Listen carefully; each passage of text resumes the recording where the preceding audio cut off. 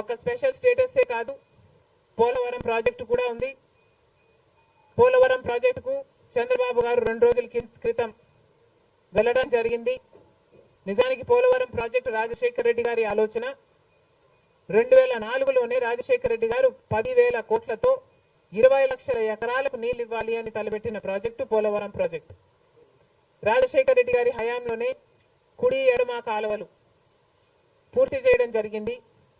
ఆ కాంగ్రెస్ హయాంలోనే 4,500 కోట్లు అంటే దాదాపుగా 40% పనులు పూర్తి చేయడం కూడా జరిగింది.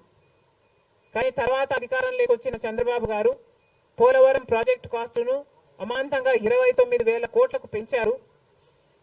కానీ పనులు మాత్రం పూర్తయినట్టు ఎక్కడా కనిపించలేదు. 2018 కల్లా నేను పూర్తి చేస్తాను అని రాసి పెట్టుకోండి అని చంద్రబాబు గారు ఆ రోజు అసెంబ్లీ సాక్షిగా ఛాలెంజ్ కూడా చేశారు.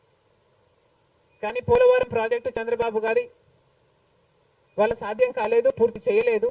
ఆ తర్వాత అధికారంలోకి వచ్చిన జగన్మోహన్ రెడ్డి గారు పోలవరం ప్రాజెక్టుని మళ్ళీ రివర్స్ టెండరింగ్ అంటూ మొదలుపెట్టి 55,000 కోట్ల రూపాయలకు దాన్ని ప్రాజెక్టు కాస్ట్ను పెంచారు.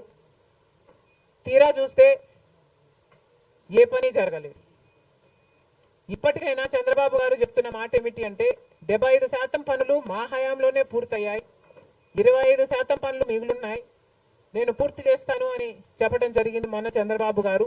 చంద్రబాబు గారిని కాంగ్రెస్ పార్టీ ప్రశ్నిస్తుంది, మరి 25% పనులు మాత్రమే మిగులుంటే 4 సంవత్సరాలు పడుతుంది అని మీరు ఎందుకు చెప్పారో చంద్రబాబు గారు సమాధానం చెప్పాలి.